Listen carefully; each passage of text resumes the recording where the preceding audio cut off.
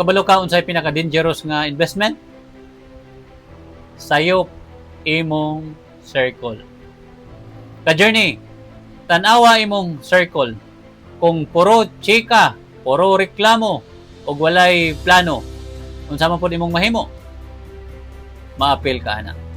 Bisag dili nimo matuyo, pero tanawa pud ni, kung imong palibot na ay goals, na ay disiplina, ug na ay growth mindset, automatic mo level up pud ka. Ka-journey, dili lang ni about sa barkada, about ni sa imong future.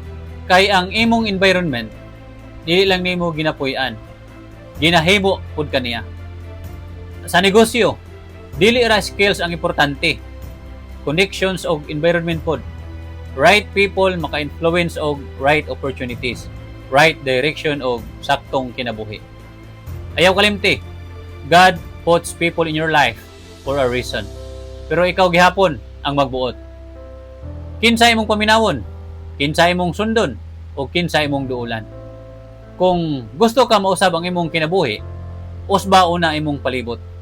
Kung ready na ka mag-level up o mag-usab sa imong palibot, comment, upgrade, o i-share ni para makamatapod ang imong mga ka-journey friends. Push yourself.